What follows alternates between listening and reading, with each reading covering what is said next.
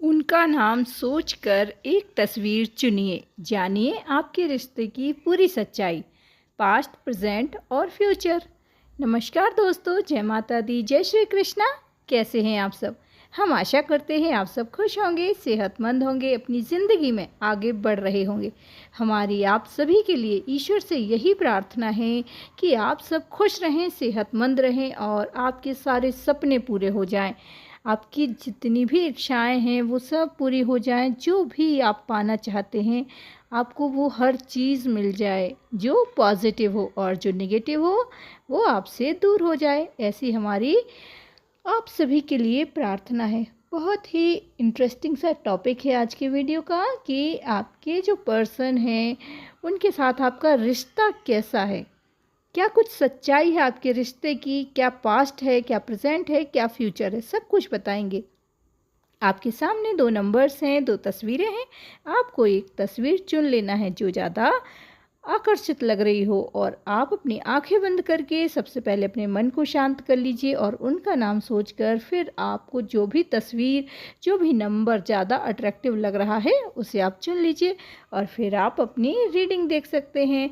अगर आप चैनल पर नए हैं तो प्लीज़ सब्सक्राइब कर लीजिए, लाइक करें, शेयर करें अपने फ्रेंड्स के साथ। और अगर आपसे पहले वाले ऑप्शन की रीडिंग मैच ना हो तो दूसरी भी सुन लिया कीजिए, हो सकता है वो पूरी मैच कर जाए, क्योंकि ये एक जनरल रीडिंग है। चलिए स्टार्ट करते हैं वीडियो को। और अगर आपने चुना है वाइट वाला फ्लावर, वाइट, रेड और 666 नंबर, और आप जानना चाहते हैं आपके रिश्ते की पूरी सच्चाई, तो हम आपको बता देते हैं। सबसे पहले जो स्ट्रॉन्ग साइन और एलिमेंट है यहाँ पर, बहुत ही स्ट्रॉन्ग साइन है जेमिनी, लिब्रा, एक्वेरियस, मिथुन, तुला, कुंभ राशि, एरीज, लियो, सजिटेरियस में से धनु राशि की एनर्जी बहुत है।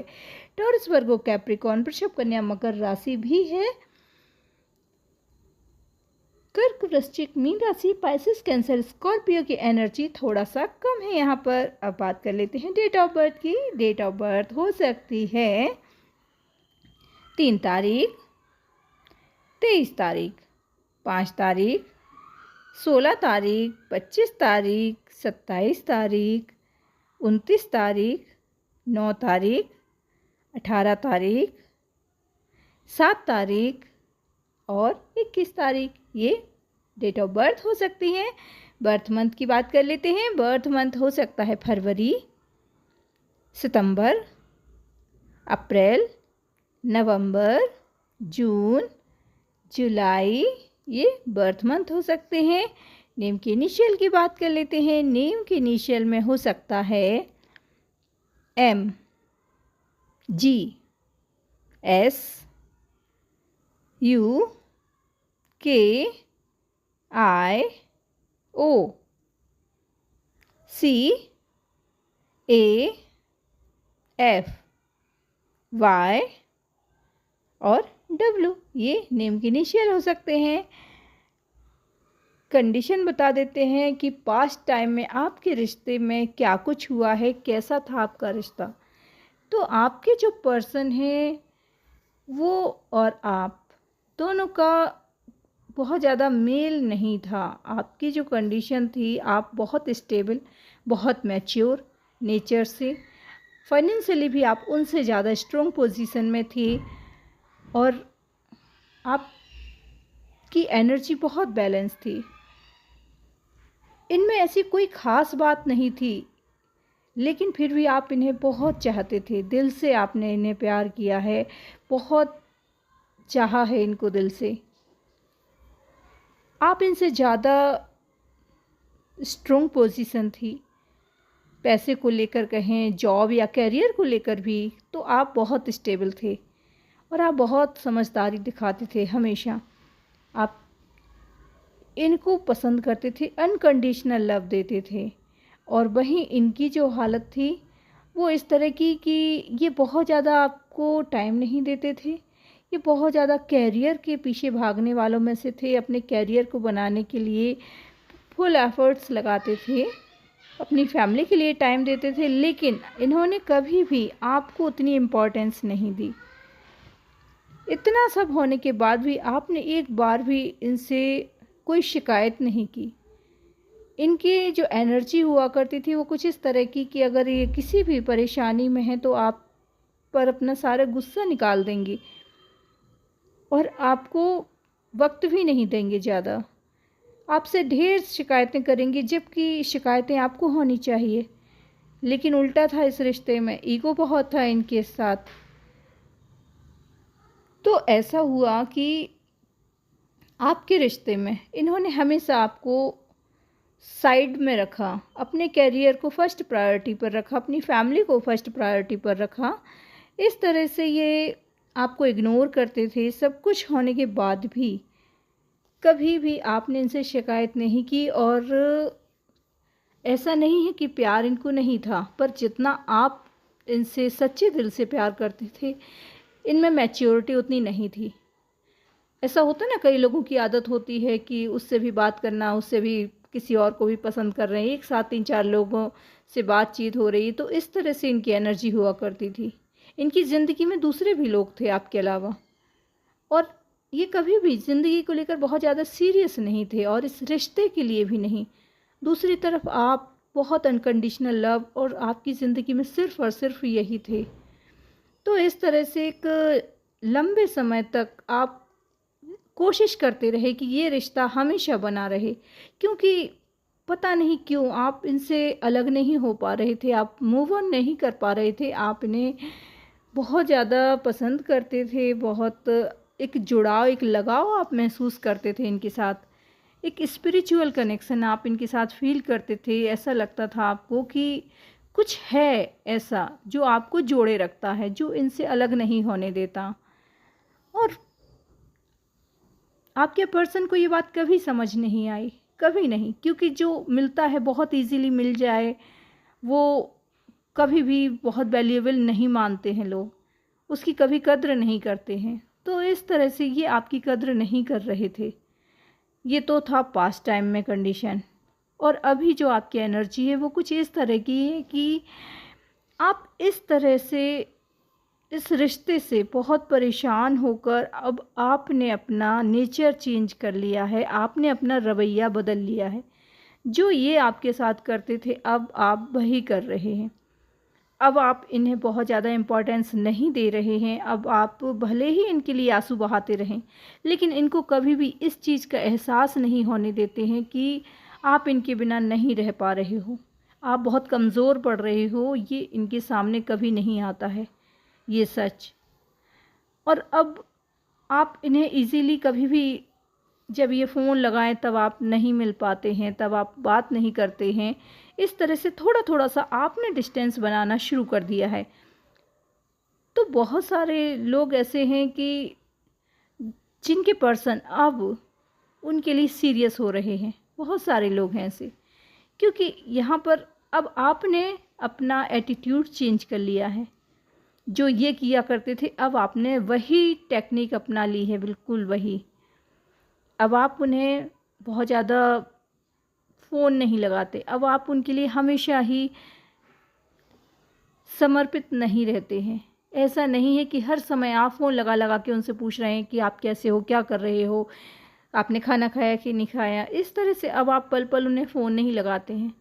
भले ही बात ना हो आपकी, भले ही आपको बहुत याद आए उनकी और आप मूव ऑन नहीं कर पा रहे हैं, फिर भी उन्हें ये बात नहीं दिखाते हैं, कभी शो नहीं होने देते हैं कि आप हर पल उन्हें याद कर रहे हैं।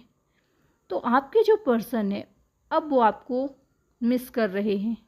जी हाँ, अब उनकी जो एनर्जी है थोड़ा सा बैलेंस हो रही है और ऐसा लग रहा है कि बहुत सारी चीज़ें ऐसी थीं जो आपसे उन्हें मिली हैं पॉजिटिव। जी हाँ, जब वो परेशान होते हैं तब वो मेडिटेशन करते हैं। हो सकता है आपने ही उन्हें सिखाया हो, थोड़ा सा स्पिरिचुअल लाइफ के बारे में आपने उन्हें बताया है और अब वो आपकी सारी बातें याद करते हैं। आप जो उन्हें बताते थे, आप जो उन्हें कहते थे, वो सब कुछ वो याद करते हैं और उस पर अमल करने की कोशिश करते हैं। ये सब क्यों कर रहे हैं वो? क्योंकि अब उन्हें भी एहसास हो चुका है आपके प्यार का, आपके अनकंडीशनल लव का। उन्हें एहसास हो गया है कि आप उनसे कहीं बेहतर थे, फिर भी आप उन्हें इतना चाहते थे और वो अब आपको खोना नहीं चाहते। वो अब आपके लिए मैनिफेस्ट कर रहे हैं। कहते अभी आपसे नहीं है ये सारी चीज़ें, लेकिन अकेले में ईश्वर से आपको मांगते हैं, क्योंकि अब उन्हें समझ आ गया है कि आपसे बेहतर उन्हें कोई नहीं मिल सकता है इस जीवन में। ऐसी एनर्जी है आपके पर्सन की अभी। तो फ्यूचर में ये आपके लिए बिल्कुल बदल कर आपसे फिर से मिलेंगे। आप दोनों एक होंगे, आपका यूनियन रीयूनियन होगा, ऐसा यहाँ पर दिख रहा है। आई होप आपको समझ में आ गया होगा। जय माता दी, जय श्री कृष्णा। अपना ख्याल रखिए और उनका जिनसे आप प्यार करते हैं लोग क्या कहते हैं इस बारे में बिल्कुल भी मत सोचिए। अब बात कर लेते हैं सेकंड ऑप्शन की, जिसने भी चुना है सेकंड ऑप्शन 999 नंबर, येलो वाला फ्लावर। और आप जानना चाहते हैं कि आपके रिश्ते की पूरी सच्चाई क्या है, आपके पर्सन कैसा सोचते हैं आपके रिश्ते के बारे में, क्या प्रेजेंट है, क्या पास्ट है, क्या फ्यूचर है, सब कुछ बताएंगे। और सबसे पहले बताएंगे साइन और एलिमेंट। बहुत ही स्ट्रॉन्ग साइन है यहाँ पर। कर्क, वृश्चिक, मीन राशि, पाइसेस, कैंसर, स्कॉर्पियो की एनर्जी बहुत है। टॉरस, वर्गो, कैप्रिकॉर्न, वृषभ, कन्या, मकर राशि की एनर्जी भी बहुत है। एरीज, लियो, सजिटेरियस, मेष, धनु राशि और जेमिनी, लिब्रा, एक्वेरियस, मिथुन, तुला, कुंभ राशि की एनर्जी थोड़ा सा कम है। डेट ऑफ बर्थ की बात कर लेते हैं। डेट ऑफ बर्थ है यहाँ पर 19 तारीख, 12 तारीख, 2 तारीख, 23 तारीख, 13 तारीख, 15 तारीख, 22 तारीख, 8 तारीख, 16 तारीख, 26 तारीख, 28 तारीख, 24 तारीख और 10 तारीख, ये यहाँ पर डेट ऑफ बर्थ है। बर्थ मंथ की बात कर लेते हैं। बर्थ मंथ है मार्च, अक्टूबर, मई, अगस्त, जनवरी और सितंबर, ये बर्थ मंथ हैं। अब इनिशियल की बात कर लेते हैं। तो नेम के इनिशियल में हो सकता है D, P, N, R, H, J, V, B, Y, ये नेम के इनिशियल हो सकते हैं। कंडीशन बता देते हैं। पास्ट टाइम में आपके रिश्ते की क्या कंडीशन थी। पास्ट टाइम में आपके जो पर्सन हैं और आप दोनों का जो रिश्ता है, इसमें फैमिली वालों का बहुत ज़्यादा इन्वॉल्वमेंट रहता था, बाहरी लोगों का बहुत इन्वॉल्वमेंट रहता था और इतना ज़्यादा लोग आपके खिलाफ हुआ करते थे कि पूरे समय आपके कान भरे जाते थे, आपसे जलने वालों की कमी नहीं थी। और आपके जो पर्सन हैं उनके पास भी इसी तरह की स्थिति थी, लेकिन वो बहुत ही मैच्योर थे। आपके पर्सन बहुत मैच्योर हैं और जितना ज़्यादा आप उनके बारे में नेगेटिव सोचते हैं ऐसा नहीं है। उनकी एनर्जी बहुत बैलेंस, बहुत समझदार दिख रहे हैं।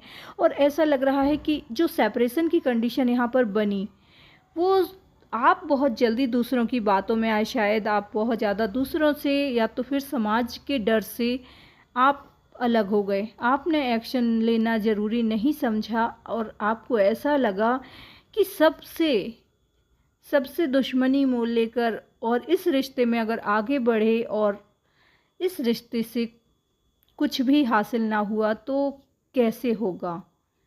हो सकता है आपकी फैमिली है, आपके हस्बैंड या वाइफ हैं और आपके जो पर्सन हैं वो आपसे रिश्ते में बहुत ज़्यादा कनेक्टेड होना चाह रहे थे, बहुत ज़्यादा आपके क्लोज़ आना चाह रहे थे, वो इस रिश्ते को आगे बढ़ाना चाह रहे थे, लेकिन आपने ही उनसे दूरियां बना ली, ऐसा दिख रहा है पास्ट टाइम में। तो सेपरेशन की कंडीशन बनी क्योंकि आपका ये डिसीज़न है, आपके पर्सन से ज़्यादा आपका डिसीज़न लग रहा है।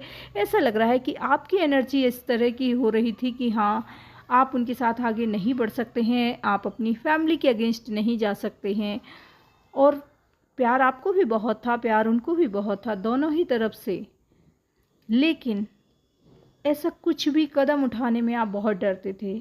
लॉन्ग डिस्टेंस इशू लग रहा है बहुत सारे लोगों के लिए, और बहुत सारे लोगों के लिए ऐसा लग रहा है कि बहुत डिफरेंस है, शायद एज डिफरेंस बहुत ज़्यादा है या फिर फाइनेंशियली डिफरेंस बहुत ज़्यादा है। एक बहुत पैसे वाला है, दूसरा उस फाइनेंशियल परेशानियों में घिरा हुआ है। इस तरह से एनर्जी है दोनों की, या तो कास्ट इशू है या रिलीजन इशू है। कुछ इशू हैं आप लोगों के बीच में जिस वजह से आप कोई स्ट्रॉन्ग कमिट, तो ऐसा हुआ है आपके पास्ट में।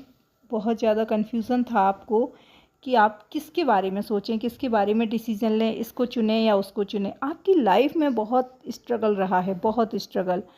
आपके ऊपर कुछ ऐसी जिम्मेदारियां थी, कुछ ऐसे फैमिली का इशू हो सकता है जिसकी वजह से आपको इनसे अलग होना पड़ा।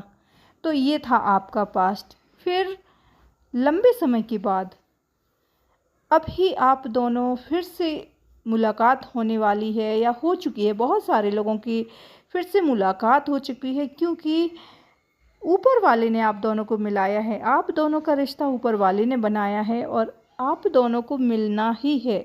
अगर अभी नहीं मिले हैं तो बहुत जल्द आप मिलने वाले हैं। आप एक दूसरे के लिए बने हैं और आप दोनों को कोई जुदा नहीं कर सकता। जो बीच में इतना लंबा गैप हुआ कि आप दोनों सेपरेशन की स्थिति में आ गए, आप दोनों अलग हो गए, दूसरों की इन्वॉल्वमेंट बहुत ज़्यादा हो गई आपके रिश्ते में, रिश्ता टूटा, ये सब आपके हो सकता कुछ कर्मा थे जो अब ख़त्म हो चुके हैं। कुछ कार्मिक ऐसे रिलेशन थे आप लोगों के साथ जिस वजह से ये सब कुछ हुआ। पर फिर से अब आपको वो अपनी ज़िंदगी में वापस लाना चाहते हैं, या तो फिर मिल भी चुके हैं आप दोनों। और अब आप दोनों का रिश्ता बहुत खूबसूरत रहने वाला है आगे। सारी ज़िंदगी आप दोनों एक दूसरे के बन के रहेंगे। आप दोनों एक दूसरे को बहुत प्यार भी करते हैं। और आपके जो पर्सन हैं बहुत मैच्योर हैं, उनकी एनर्जी लेवल बहुत हाई है। वो बहुत ज़्यादा, उनका इंटेंशन बहुत स्ट्रॉन्ग है, इंट्यूशन उनका बहुत स्ट्रॉन्ग है।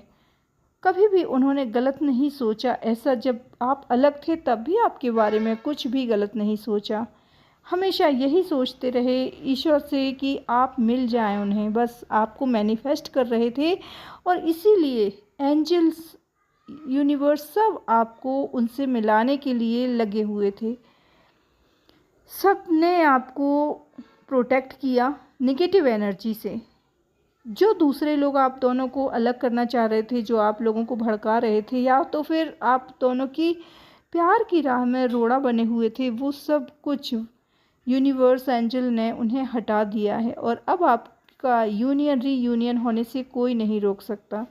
आप दोनों फिर से मिल रहे हैं, आप दोनों फिर साथ होंगे। अगर अभी नहीं हुए हैं तो बहुत जल्द होने वाले हैं। और फ्यूचर में भी अब आपको कोई कभी अलग नहीं कर पाएगा। आपके पर्सन की एनर्जी भी बहुत बैलेंस है और आपकी भी अब बहुत बैलेंस एनर्जी है। अब कोई कन्फ्यूज़न नहीं है आपके मन में इस रिश्ते को लेकर। अब आप भी बहुत स्ट्रॉन्ग पोजीशन में आ गए हैं। अब बहुत स्ट्रांगली आप इनके लिए डिसीज़न ले रहे हैं। अब कोई कन्फ्यूज़न नहीं है आपके माइंड में। तो इस तरह से आपके पर्सन की एनर्जी और आपकी एनर्जी है, और फ्यूचर भी बहुत अच्छा है आपके रिश्ते के बारे में।